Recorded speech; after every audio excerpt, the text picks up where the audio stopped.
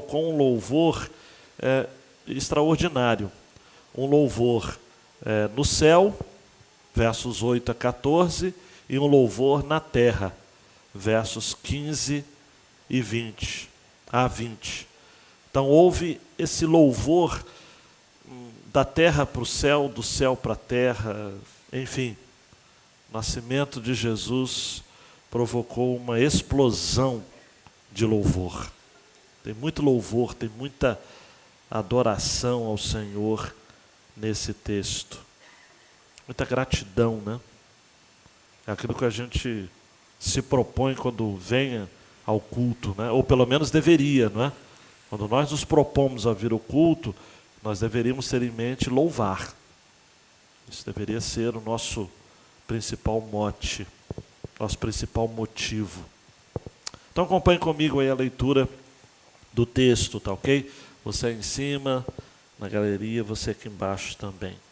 Lucas 2, 8 a 20.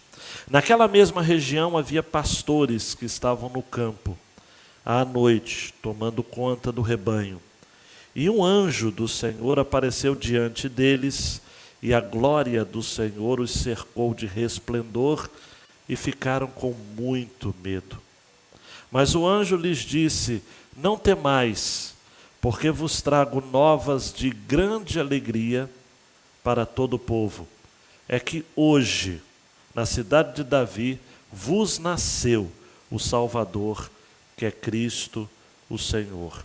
E este será o sinal para vós: achareis um menino envolto em panos, deitado em uma manjedoura. Então, de repente, uma grande multidão do exército celestial apareceu junto ao anjo, louvando a Deus, dizendo: glória a Deus nas maiores alturas e paz na terra entre os homens a quem Ele ama. E logo que os anjos se retiraram, indo para o céu, os pastores disseram uns aos outros: vamos já até Belém para ver isso que aconteceu e que o Senhor nos revelou. Foram então com toda a pressa e acharam Maria e José e o menino deitado na manjedoura. E vendo, contaram a todos os que lhes havia sido dito sobre o menino.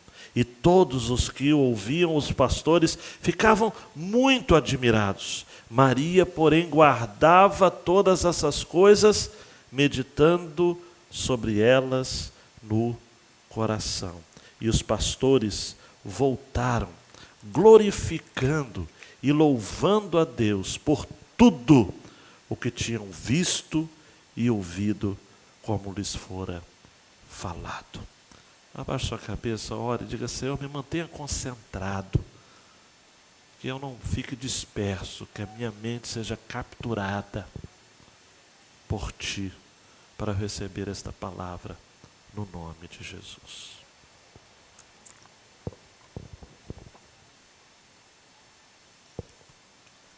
Tenha misericórdia de nós, Senhor. Deus da palavra, fale conosco. Amém. Dá um clique aí, João Marcos. Jesus, o Filho de Deus, tem sido e será louvado por anjos e homens por toda a eternidade. Se existe algo, amados e amadas, que nós precisamos nos acostumar a fazer enquanto estamos aqui na terra, é louvar. O louvor da terra invade o céu, o louvor do céu invade, se mistura com o louvor da terra. Nós vamos encontrar base bíblica para afirmar isso, de que os anjos do céu glorificam ao Senhor, louvam ao Senhor. Isso tudo é evidenciado nessa narrativa em especial. O nascimento de Jesus na pacata Belém chama a atenção dos céus, chama a atenção dos anjos. Primeiro um anjo e depois ele convoca a milícia celestial, o exército celestial, para compartilhar com ele deste coro. Glória a Deus nas maiores alturas e paz na terra entre os homens a quem Ele ama. Interessante também que nós temos aqui o elemento da coletividade, porque Jesus, o nascimento de Jesus é anunciado, amados, a uma classe extremamente alvo de preconceito, né? Extremamente marginalizada. Os pastores de ovelhas, olhe para mim aqui, eram um contrassenso, né? Porque, ainda mais esses pastores em especial que estavam nas cercanias de Belém, todo sacrifício em Jerusalém, as ovelhas que eram usadas no sacrifício vinham de onde? Muitas delas vinham de Belém e eram cuidadas pelos pastores. Mas você sabia que os pastores de ovelhas eram considerados de má fama? Porque pelo trabalho deles em turnos, trabalhando muitos dias e noites a fio, eles não tinham tempo de participar das demandas do templo, não tinham tempo para ir ao templo. E eram alvos, então, de preconceito por conta disso. Eram considerados pessoas que trabalhavam muito, a ponto de muitos deles serem considerados até mesmo desonestos. Eles não tinham alguns deles não eram considerados dignos de confiança. Tanto é que eu soube nos estudos essa semana que os pastores de ovelha não poderiam ser chamados para serem testemunhas nos tribunais da época. Confesso que é uma informação nova para mim, que eu estou compartilhando em primeira mão. Eles não eram dignos de confiança. Então, eu não sei como funcionava na época, mas quando apresentavam para o juiz, me relaciona as testemunhas, fulano, nome e profissão. Então, fulano, açougueiro, fulano, pedreiro, fulano, pastor de ovelhas. Não, isso daí não. Eles não eram considerados dignos de credibilidade. Agora, gente, eu não sei se você está ligado aí. E o nascimento de Jesus é anunciado a quem, amados? Aos sacerdotes? Aos negociantes, aos comerciantes, aos mestres? Não. O nascimento de Jesus foi anunciado para os pastores, a quem? Os mais rejeitados, os mais mal afamados. E é interessante que os anjos cantaram para eles. É incrível como que o nascimento de Jesus, amados, vou usar essa expressão para você ficar ligado, pegou a pirâmide social e inverteu. Quem tinha menos passou a ser mais valorizado. Quem tinha mais passou a ser alvo de escanteamento. Por quê? Porque a lógica do reino é diferente. O maior é o menor. O menor é o maior. Quem desce, sobe. Quem sobe, desce. Aquele que a si mesmo se humilha, é exaltado. Aquele que a si mesmo se exalta, é humilhado. É a lógica inversa do reino. Eu preciso também, antes, estar dando uma palavra para você sobre a importância do louvor. A palavra louvor significa elogiar. É uma expressão individual ou coletiva de reconhecimento das qualidades de uma pessoa. Normalmente, o louvor está associado à gratidão. Sendo que o louvor, diferentemente da gratidão, que é um termo mais genérico, é um sentimento que se expressa, que se exterioriza. É o ato de dizer a Deus, eu estou pegando aqui os apontamentos de Rubem Amorese, é o ato de dizer a Deus o que sentimos e pensamos a seu respeito. Há uma distinção, é coisa de professor mesmo, entre louvor e ação de graças. O louvor reconhece e elogia, o louvor e ação de graças, né? São elogios a Deus. Só que o louvor elogia a quem Deus é e faz. Já a ação de graças se refere apenas ao que Ele fez por nós. É mais pessoal, mais íntimo. Agradecemos a Deus pelo que Ele faz e o louvamos por quem Ele é. Nós estamos então diante, amados, dando um clique dessa primeira porção dos versos 8 a 14, que é o louvor que acontece no céu.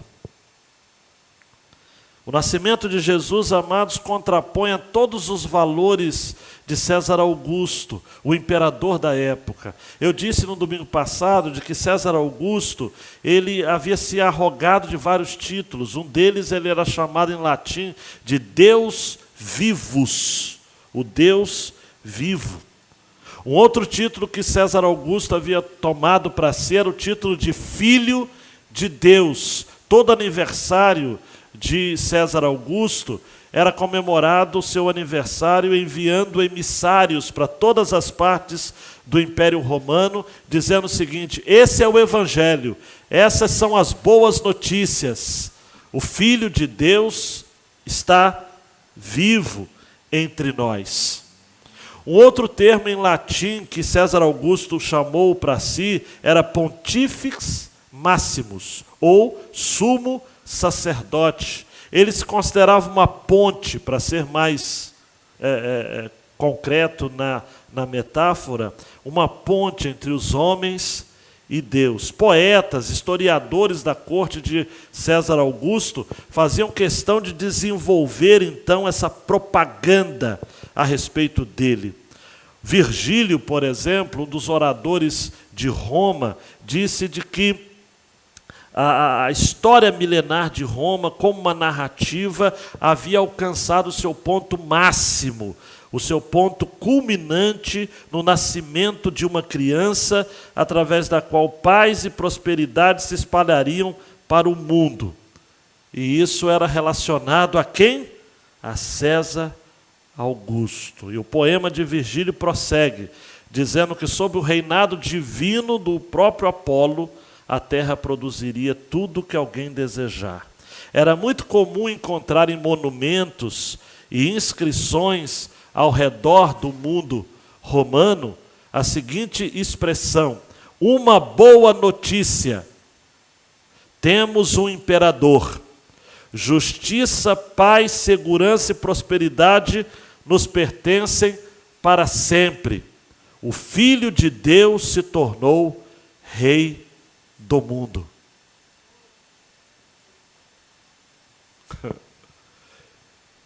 Dá para entender por que Lucas começou o capítulo 2 dizendo: naqueles dias saiu um decreto da parte de César Augusto. E aí, contrapondo a toda essa propaganda ideológica acerca de César Augusto, ao nascimento de Jesus, numa estrebaria ou num pátio de animais, tendo como berço uma manjedoura, envolto em panos, mas nesse contexto de simplicidade e precariedade, a porção seguinte relata, prosseguindo, que os céus invadiram a terra em um canto angelical. Para homenagear César Augusto? Não. Para homenagear Jesus, o verdadeiro Filho de Deus. Por isso, queridão e queridona, o versículo 8 diz que naquela mesma região pastores estavam no campo tomando conta do rebanho. E tudo leva a crer que esses pastores, eles eram tementes a Deus. Porque diante então da chegada do anjo do Senhor, versículo 9, o texto vai dizer de que o anjo do Senhor aparece a eles e a glória do Senhor os cerca de resplendor, e eles ficaram com muito medo. Aí você deve estar pensando, mas pastor, se ficaram com muito medo, eles não eram tão religiosos assim. Eu só vou lembrar você de algo simples. No capítulo 1, um anjo aparece a Zacarias, que era sacerdote, e ele também ficou com medo. Então, medo aqui não é pavor, é temor, é respeito, é reverência. O anjo do Senhor havia aparecido. E o anjo disse então no versículo 10, não temais. Você já deve ter ouvido isso em várias cerimônias de Natal e cantatas, vai ver, já fez até esse personagem, né? Vos trago novas de grande alegria para todo o povo. E nunca parou para pensar de que novas de alegria, novas, boas novas, é a palavrinha no grego para evangelho. Não havia, amados, César Augusto, todo aniversário não se comemorava dizendo o seguinte: César Augusto nasceu, esse é o Evangelho. E agora nós temos, como diz o evangelista Marcos, o Evangelho de Jesus Cristo, o Filho de Deus, dizendo: Jesus nasceu, são novas de grande alegria. Novas de grande alegria.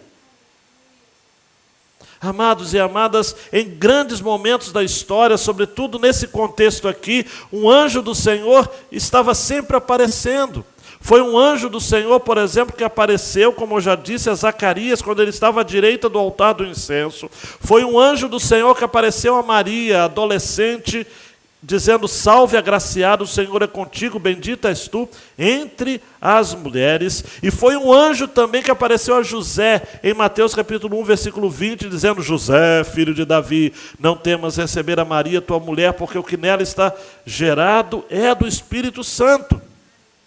As boas novas, amados, são o Evangelho. Foi Jesus que pegou o texto de Isaías 61 e trouxe para si em Lucas 4:18, dizendo: o Espírito do Senhor é sobre mim, pois que me ungiu para evangelizar os pobres. Evangelizar, boas notícias. Em Lucas 4:43, Jesus disse: é necessário que eu anuncie a outras cidades o Evangelho do Reino de Deus, boas notícias. Foi para isso que fui enviado. Em Lucas 7:22, discípulos de João Batista são mandados por ele para conversarem com Jesus e perguntarem a ele se ele era de fato o Messias ou se eles deveriam esperar a outro. E Jesus respondeu àqueles homens: ide anunciai a João o que tendes visto e ouvido. Os cegos veem, os coxos andam, os leprosos são purificados, os surdos ouvem, os mortos ressuscitam, e aos pobres anuncia-se o Evangelho. Na missão de Jesus, amados, claramente, Lucas 8:1, dizendo que Jesus andava de cidade em cidade, de aldeia em aldeia, fazendo o quê? Pregando e anunciando o Evangelho do reino de Deus. Vai chegar um determinado momento, amados, enquanto você vai lendo os evangelhos, e eu aconselho você a ler os evangelhos até de fato decorar algumas expressões, você vai com o tempo aprender, e John Piper já canta pedra disso num dos seus livros, que Deus é o Evangelho. O Evangelho não é um conteúdo doutrinário. Os espíritas têm muito disso, né? Vamos ler o Evangelho. Vamos ver o que o Evangelho diz. Algumas igrejas mais litúrgicas acabam, tanto católicas quanto reformadas, vão se utilizar de porções do culto para leituras do Evangelho. Não quero fazer nenhum juízo de valor quanto a essa liturgia. Eu só quero dizer que pode confundir alguns. Alguns podem ter a impressão inexata de que o Evangelho é um conteúdo. O Evangelho não é um conteúdo. O Evangelho é uma pessoa. Jesus veio para anunciar o Evangelho. Paulo vai dizer em Romanos capítulo 1, porque o Evangelho, não me envergonho do poder do Evangelho, que é poder de Deus para a salvação de todo aquele que crê. Eram notícias, amados e amadas, de grande alegria. Eu não sei o que te dá grande alegria hoje. O Flamengo ganha, te dá grande alegria? Você chama isso de grande? Pode ser alegria, mas grande? Você recebeu um aumento, você chega amanhã no trabalho, olha, eu não sei o que deu, mas me deu vontade de dar o dobro de salário. Aí você dá uma grande alegria, também não é, é alegria. Mas não é grande. Você chega em casa agora, sua mulher fala: amor, eu estou grávida. É uma grande alegria. Não sei. Se for comigo, eu já falei que eu faço como Zacarias, vou ficar 9 meses mudo. Mas para alguns que estão esperando isso já há um tempo, pode ser uma grande alegria. Eu não sei o que te dá grande alegria, o que te dá alegria. Mas o que os anjos falaram, gente, que era grande alegria. Versículo 11, é que hoje, na cidade de Davi, vos nasceu o Salvador, que é Cristo, o Senhor. E este será o sinal para vós. Achareis o menino envolto em panos. Ah, pastor, mas poderia só falar isso, envolto em panos. Mas envolto em panos, amados, havia dezenas, centenas de crianças. Isso não era novidade. Mas deitado em uma manjedoura, só tinha Jesus. Domingo passado eu disse isso, eu não quero ficar repetindo. Por que Belém? Belém era uma cidade, amados, muito importante na história de Israel. Foi em Belém que Raquel deu à luz ao seu filho Benjamim e faleceu. Foi sepultada ali no caminho de Efrata. E Raquel, para quem não sabe da história, era a mulher favorita, mulher amada de Jacó. Davi era de Belém, por isso cidade de Davi. Ele era efrateu de Belém, de Judá. Belém era a cidade de Davi, onde Davi nasceu pobre, Mateus Henry vai dizer, foi pastor de ovelhas. E você acha que é uma coincidência? Davi foi pastor de ovelhas. O nascimento de Jesus é anunciado a pastores de ovelhas. E em João 10:10, Jesus vai dizer, eu sou o bom pastor, e o bom pastor dá a vida pelas ovelhas. É coincidência? Claro que não. Claro que não. Na cidade de Davi, a cidade que Davi foi humilhado, quase deixado para trás, quase esquecido, né? Quando Samuel foi até a casa dele, casa do seu pai Jessé. Você conhece a história, né? Foi apresentando os meninos, primeiro o mais velho, tal, depois o outro, Eliabe, Abinadab, Samar, aquela turma toda poderosa. E aí o próprio Jessé já estava se esquecendo de Davi, né? Porque o Samuel falou, tem mais alguém? Ele falou, mais alguém? Deixa eu ver. João Lucas, Heitor, fulano, Gabriel. Ah, tem ainda. Tem Davi. Tem ainda Davi. Eu já ia me esquecendo. E foi esse, porque Deus não olha como vê o homem, né? Deus olha para o coração. Então Davi tinha que ser Belém, e havia profecias nesse sentido, já Miqueias capítulo 5, versículo 2, e outros mais. Tinha de ser Belém. E um outro ponto importante que eu destaco aqui também, amados, eu já falei, mas é sempre importante falar, né? Vos nasceu o Salvador. Jesus não nasceu para mim. Jesus não nasceu para você. Jesus nasceu para nós. Diga para nós. Igreja, amados, você sabe de onde veio essa frase, a igreja sou eu? É do diabo. A igreja não sou eu, a igreja somos nós.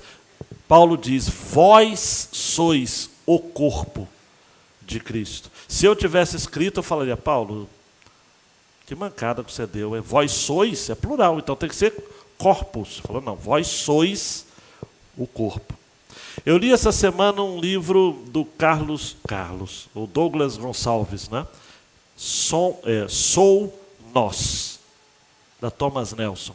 Interessante livro. Pelo menos a proposta do livro é muito boa e ele usa de algumas experiências muito interessantes para reforçar isso que eu tenho chamado aqui de princípio da coletividade. Num dos trechos do livro ele diz o seguinte, igreja não é sobre sermos todos iguais. Ela não existe para matar a sua subjetividade. Ao contrário, na igreja somos chamados a nos completar mutuamente, no encaixe sucessivo de várias subjetividades, a fim de fazermos o que Deus quer de nós. É um erro imaginar que ao entrar numa igreja, você tem de morrer para aquilo que Deus o chamou para ser. É claro que o limite é o pecado. Nem sempre o que você quer é o que você é. Ao descobrir quem você é em Deus, você começa a compreender que vários dos seus desejos são pecaminosos. Quanto mais você se santifica, mais se torna quem desejou que você fosse. A proposta do Douglas, que tem até um site aí muito conhecido, que trabalha com a questão dos jovens e tudo, ministra, a proposta dele no livro em si, filho do Josué Gonçalves, né, que é um pastor bem conhecido, sobretudo no meio pentecostal, ele pegou as expressões, por exemplo, façamos o homem, é plural. E aí ele começa a falar, a igreja somos nós. A igreja não é um conjunto de eus, porque nem sempre um conjunto de eus dá um nós. Então é preciso haver essa complementariedade. Uma das grandes tragédias, amados e amadas, nesse tempo que a gente está vivendo de pandemia, é de que as pessoas começaram a se separar umas das outras. E algumas não estão nem com saudades mais de se reunir. Mas nós somos nós. Eu olho para esse texto e me encanto. Vos nasceu. Vos nasceu. A revelação do nascimento de Jesus, ou o anúncio do nascimento de Jesus, nunca foi a uma pessoa em especial. Aqui nós temos um grupo de pastores. 2 anos depois, é só para corrigir, isso em peça de Natal acontece até bonitinho, né? Os magos não visitaram Jesus na manjedoura. Tá? Quando os magos visitaram Jesus, ele já tinha 2 anos de idade. 2 anos já estava até andando, né? Conversando, dependendo, né? A ideia aqui, mas mesmo assim, olha a coletividade, foram magos. Não foram só 3. Talvez tenha sido, mas a gente fala os 3 magos. Nada a ver. Não eram reis, não se sabe se eram 3, eram uns magos do Oriente. Então olha a coletividade, amados. Primeiro veio um anjo. E aí no versículo 13, uma grande multidão do exército celestial.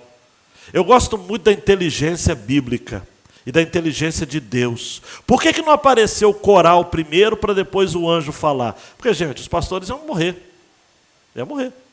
Então primeiro foi um anjo, falou. Aí depois veio o coral. A milícia celestial. Milícia no bom sentido da palavra, tá?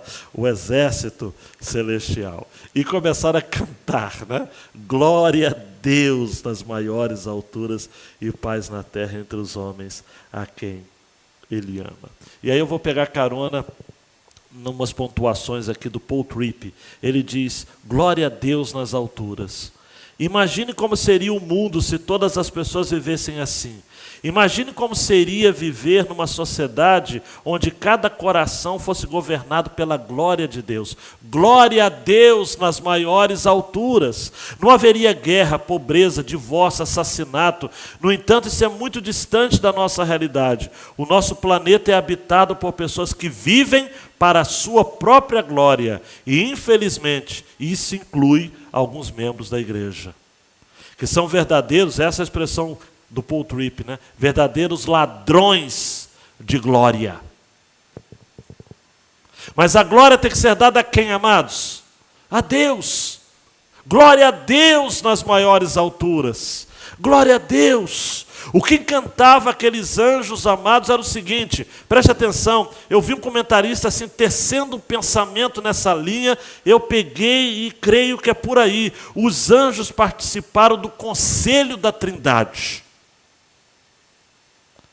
Quando foi definido antes da fundação do mundo que o Filho, Jesus, viria para ser Redentor, os anjos participaram, não opinaram, obviamente, porque só a Trindade pôde se manifestar. Mas os anjos sabiam, amados, de todo o potencial de glória que havia em Jesus. Vimos a sua glória como a glória do unigênito do Pai, disse João no seu evangelho. E o que fizeram com que eles cantassem ainda mais fortes nas campinas de Belém, naquela noite, foi o fato que eles disseram, glória a Deus nas maiores alturas, porque a despeito dessa glória infinita de Deus, como é imensurável, como é incrível o fato desse Deus glorioso em Jesus se auto-esvaziar de tal modo a ser um menino envolto em panos, numa manjedoura. O que causou espanto entre os anjos é esse extremo, é essa divindade em fraldas, para usar a expressão de Charles Swindoll. Divindade em fraldas. esse Deus, esse ente divino, envelopado numa constituição humana. Isso é incrível.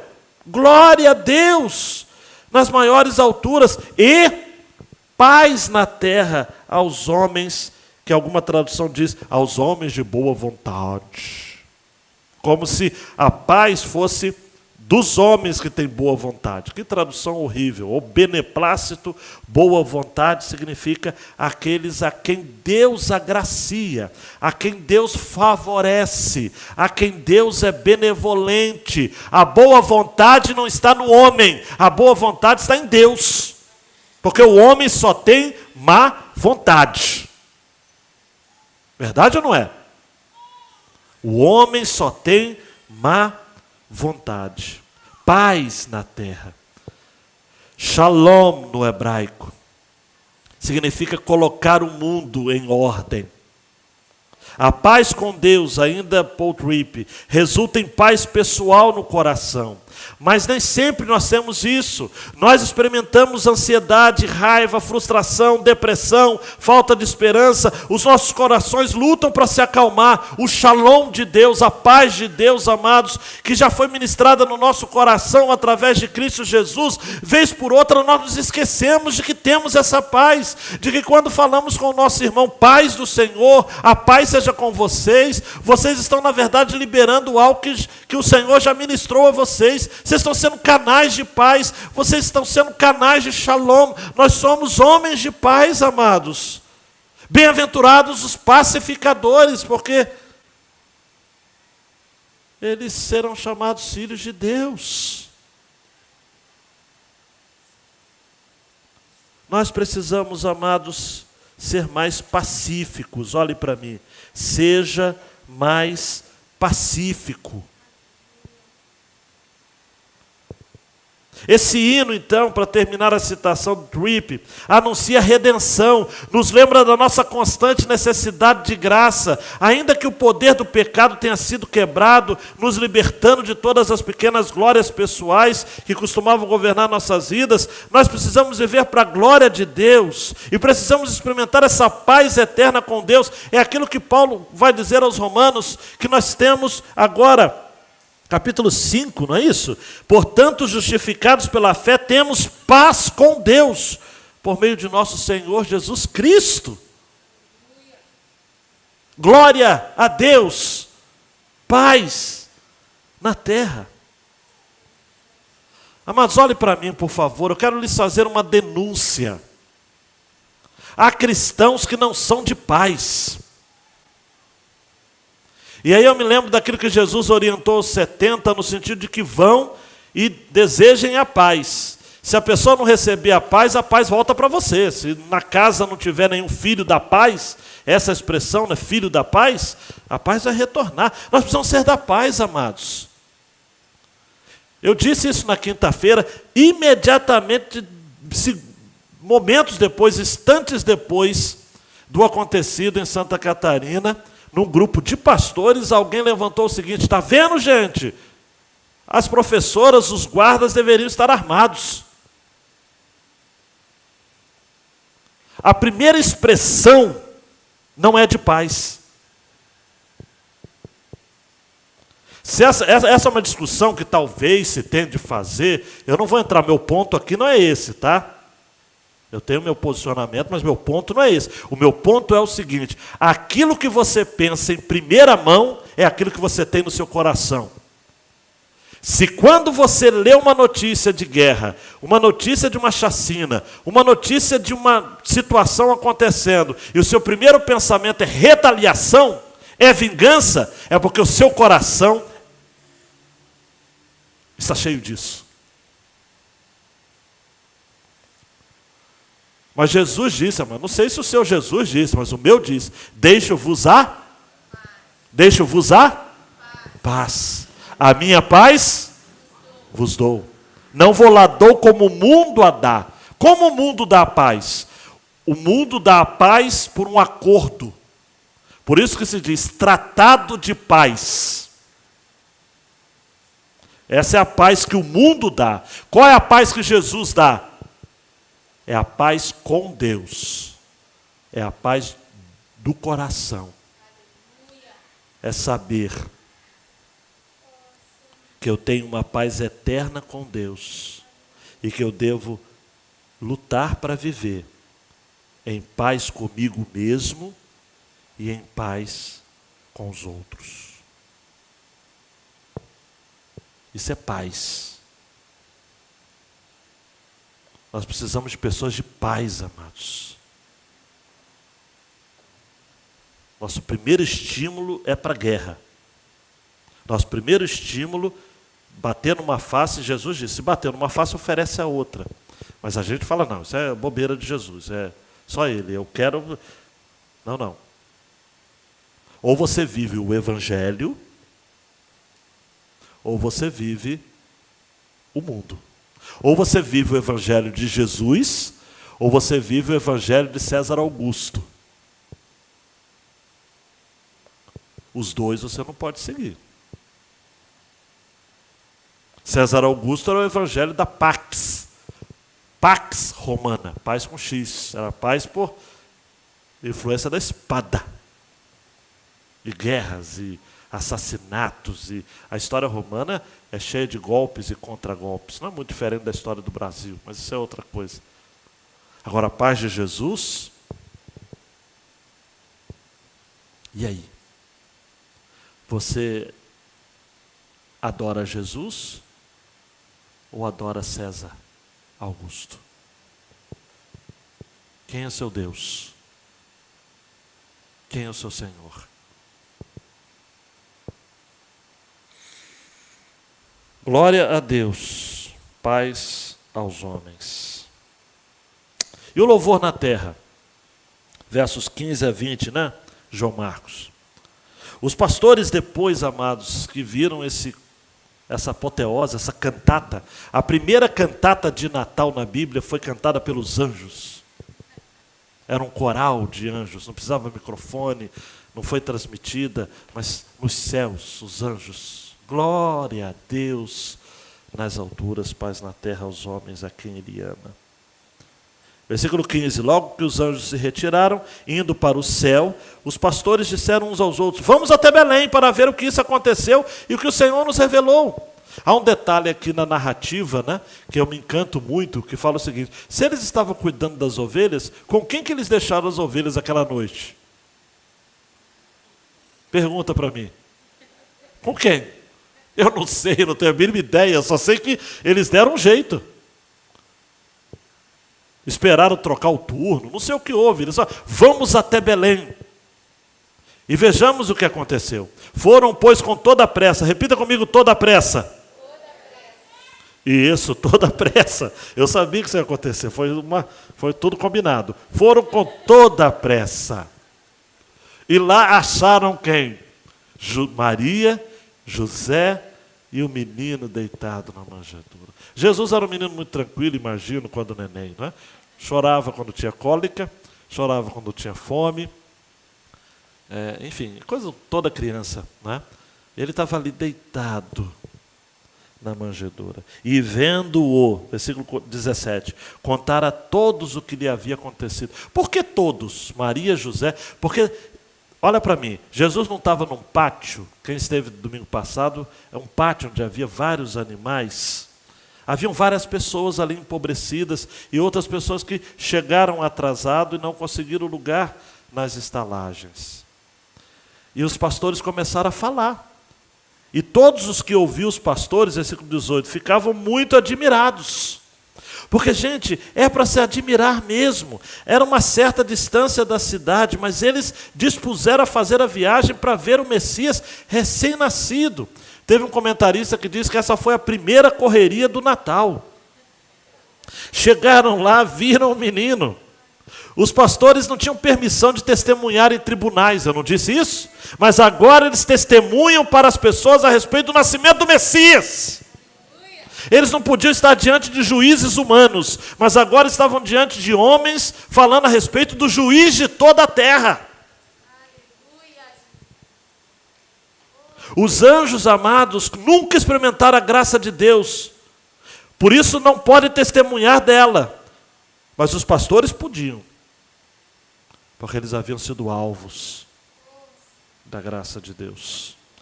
Olha para mim, meu querido, eu não sei se você tem vontade de testemunhar do nascimento de Jesus no seu coração.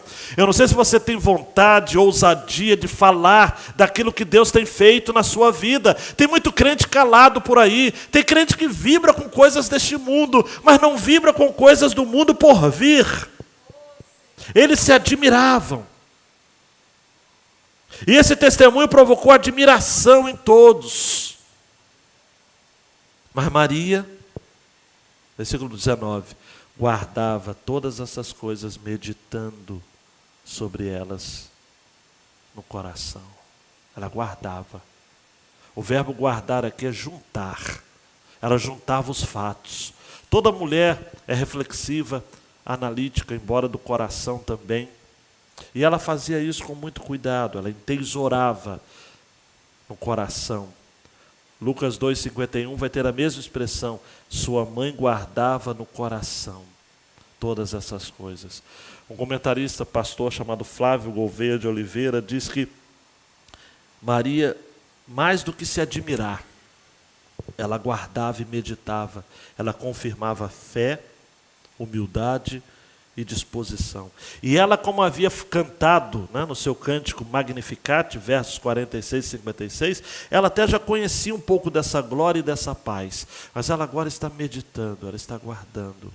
Há tempo de falar, amados, e há tempo de se calar.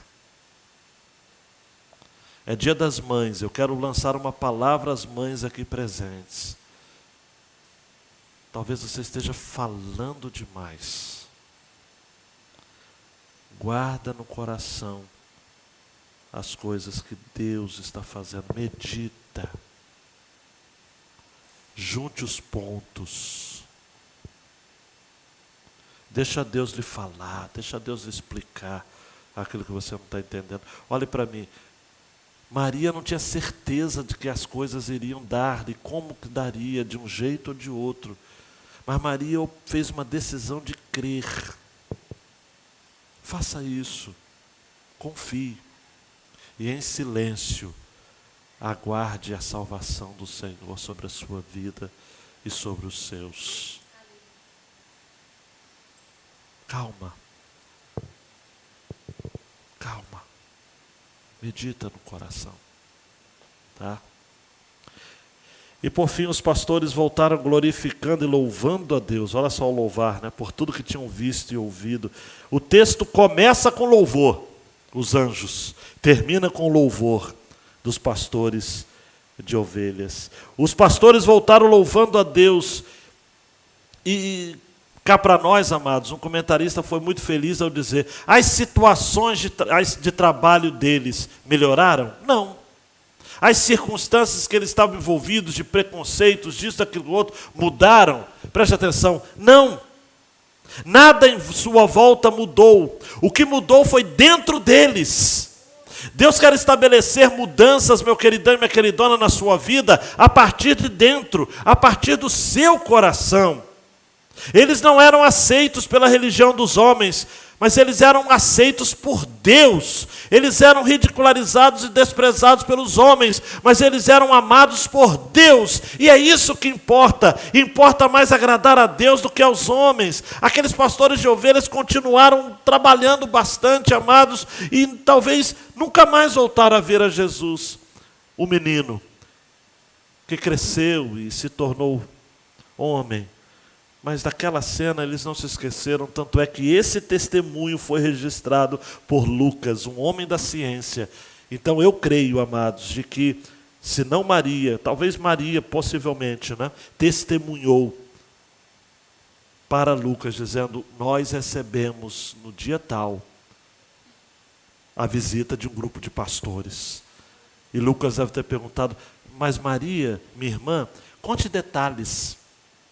E Maria deve ter dito: irmão Lucas, até me arrepio, né? Irmão Lucas, eles contaram de que estavam guardando o rebanho deles nas campinas de Belém, quando de repente um anjo veio e disse que eles não deveriam ter medo, porque haveria uma nova de grande alegria, um evangelho, nascimento na cidade de Davi, do Filho de Deus, do Cristo, do Salvador.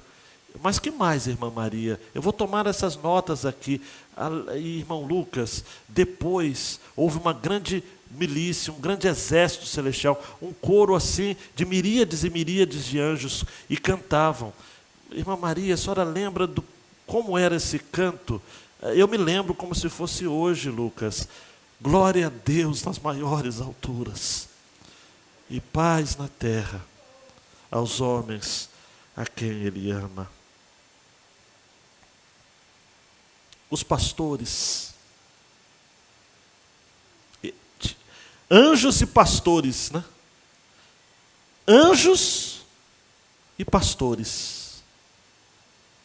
São os dois estratos, não da sociedade, porque anjo não faz parte da sociedade, né? Alguns creem que fazem, né? Tem gente vendo o anjo aí, à torta à direita, mas os anjos fazem parte do mundo celestial. Vocês estão comigo? Concordam? E os pastores, os mais humildes, ou dentre os mais humildes do grupo de pessoas. Aí, João Marcos, dá um clique, 2 cliques, né? Deus não faz acepção de pessoas. Entre anjos e pastores não há ninguém que esteja descartado na ótica de Deus.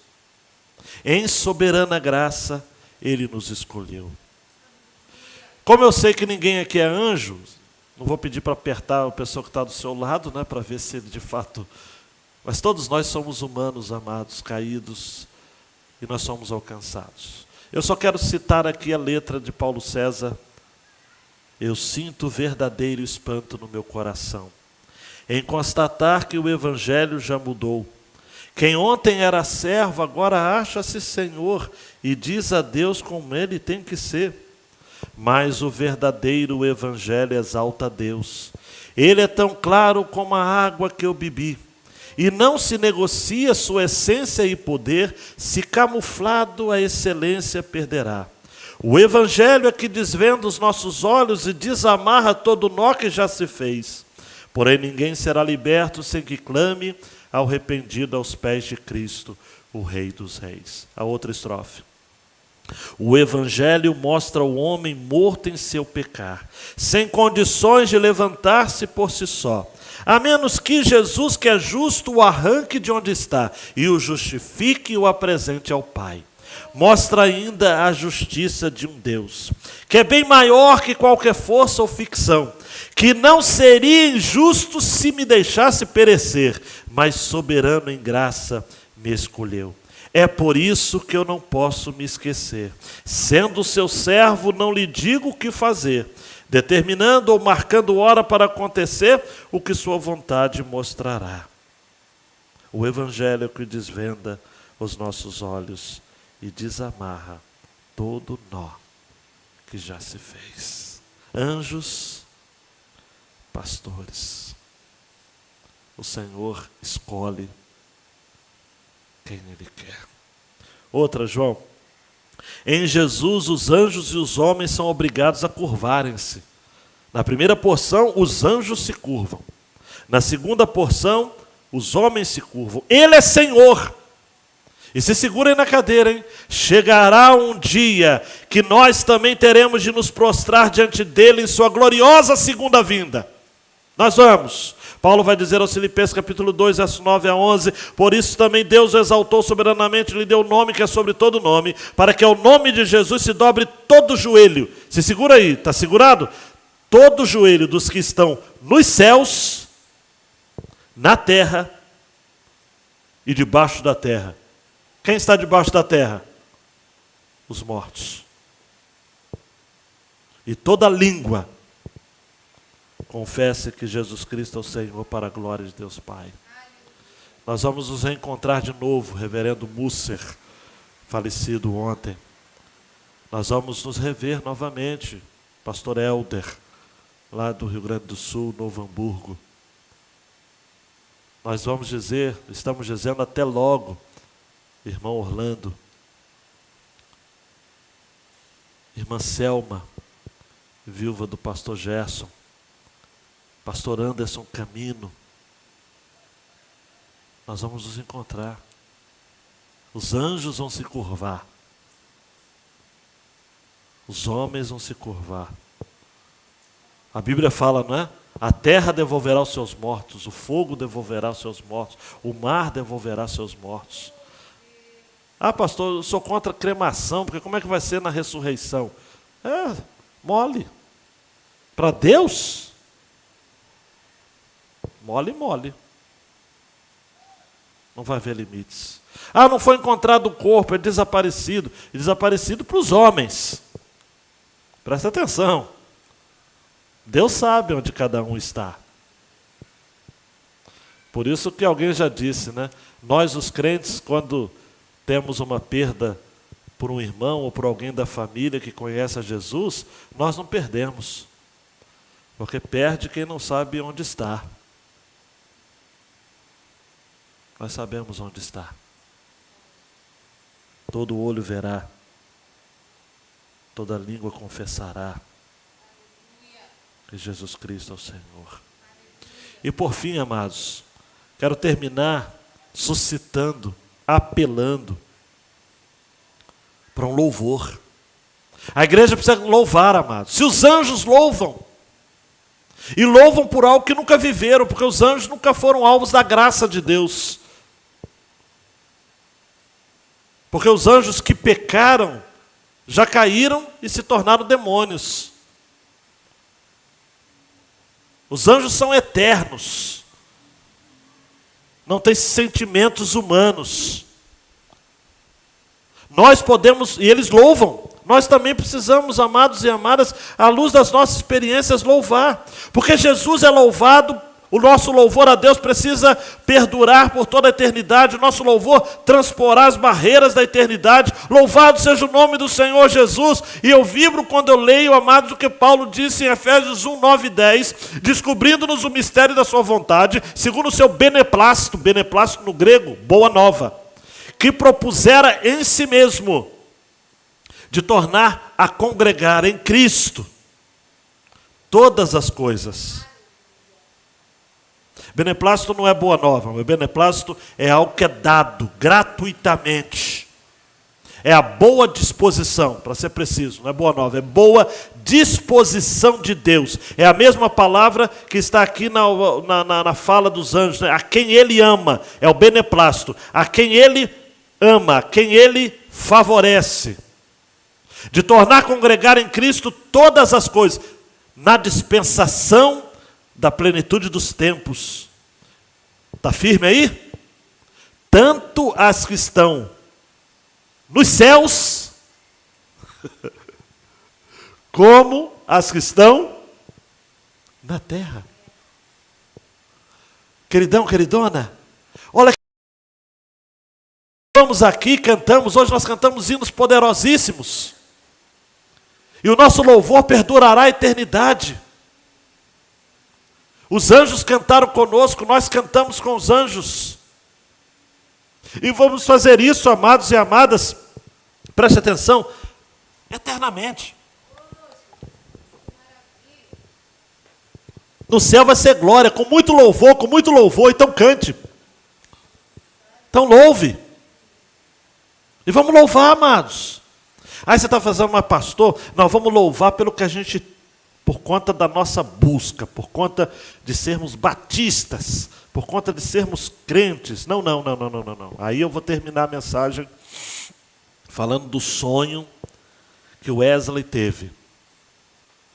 E o Whitefield, o seu amigo, compartilhou isso, né? O Whitefield diz assim: John Wesley me contou um sonho. No sonho, ele foi conduzido às portas do inferno. Tem que ser muito de Deus para sonhar com o inferno, né? Ele sonhou com as portas do inferno. Lá ele perguntou: há algum presbiteriano aqui? Sim, os demônios falaram, sim. Presbiteriano tem. Tem algum batista? Sim. Tem algum anglicano? Sim. Tem algum metodista? Sim. Aí ele ficou preocupado, falou, caramba, e agora? Aí ele continua o sonho, muito angustiado. No sonho ele é levado para os portais dos céus. E ele chega lá e faz as mesmas perguntas, né? Só que a resposta é diferente. Tem algum presbiteriano? Não. Batista? Não. Anglicano? Não. Metodista? Não. Wesley então ficou em crise e falou, então, quem está aí? E o anjo disse, só há cristãos aqui.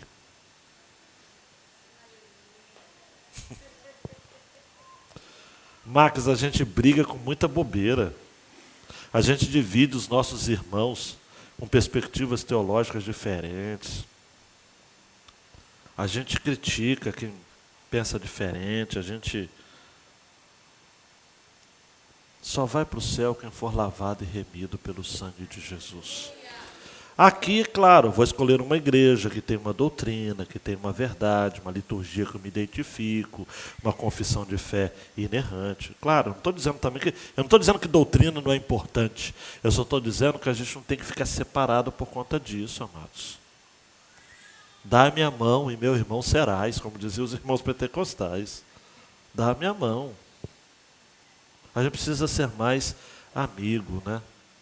Hoje tem gente que se separa por causa de Bolsonaro, por causa de calvinismo, por causa de time de futebol, né? No céu só vai ter cristão. Ninguém vai levar placa para o céu. E a gente tem que louvar a esse Deus que nos escolheu em Cristo Jesus. Não pelo que Ele viu em nós, né? Tem gente que fala assim, não, Deus me escolheu porque Ele viu em mim. Viu nada. Nada. Não viu nada. Ele quis lhe chamar de filho, de filha. Vem para mim. Levante-se, meu querido e minha querida. Eu quero apelar ao seu coração nesta noite firmemente.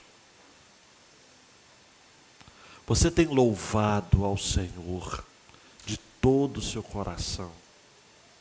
Todos de pé. Glória a Deus, paz na terra. Você entende, João, dá um clique aí para ficar no final aí, que Jesus é o Filho de Deus, Ele tem sido e será louvado por anjos e homens amados por toda a eternidade. Para de reclamar, passa a louvar. Passa de murmurar e deixa de murmurar e passa a louvar. Nós vivemos uma geração, amados, que não se satisfaz com nada. Com nada. Se tem lockdown, reclama que as pessoas estão sendo privadas de liberdade. Se tem flexibilização, é porque o governo quer que mate mesmo todo mundo, morra todo mundo. A gente está sempre reclamando. Se está sol, a gente reclama que está sol. Se está chovendo, a gente reclama que está chovendo. Se a igreja abre os cultos, o pastor é irresponsável. Se ele fecha os cultos, o pastor é preguiçoso. Não quer trabalhar.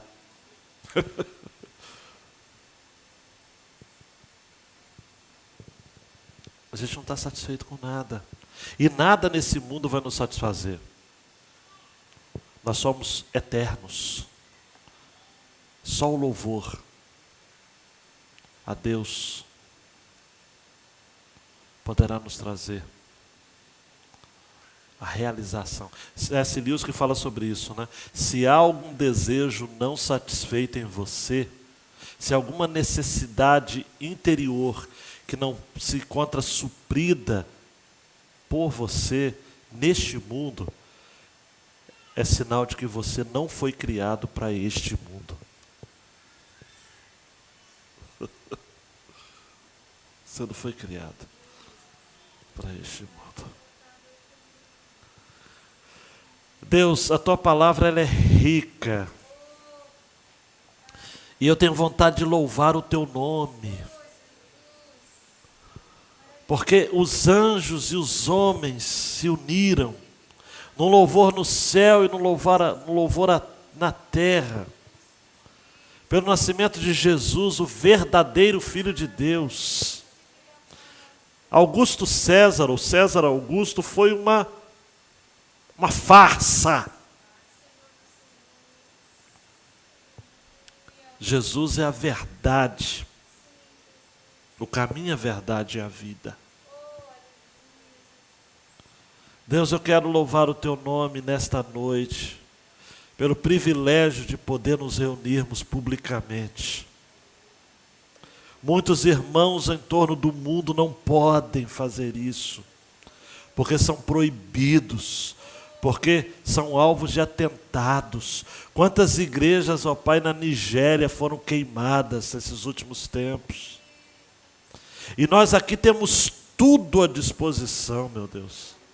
E muita gente do teu povo não tem saudade, não tem vontade. Qualquer feriado, qualquer data, qualquer motivo é motivo, Deus. Mas nós estamos aqui, nós louvamos o teu nome, nós exaltamos o teu nome, nós falamos que o Senhor é muito bom. Obrigado, Deus, pelos meus irmãos que cultuaram a Deus conosco. Que fale no coração destes agora, dizendo: eu quero o seu louvor. Eu quero o seu louvor. O seu louvor para mim é muito precioso. No nome do Senhor Jesus. Amém e amém. Ore silenciosamente. Pode se sentar. Participe da nossa... Pega a sua refeição também ali atrás. Mas antes, exalte o nome do Senhor no lugar que você está. Você é um privilegiado, amado. Olha, eu não me canso de dizer isso. Você é um privilegiado. No cantão da Japuíba, num lugar distante do grande centro, de grandes centros, nós estamos tendo o privilégio, amados, que irmãos nossos de cidades maiores e de igrejas maiores não estão tendo, que é de se reunir para louvar o nome do Senhor. Valorize isso. Você em casa, valorize isso. Esteja conosco, você aqui, continua firme. Não deixa a peteca cair. Não deixa a paralisia, a pandemia lhe paralisar.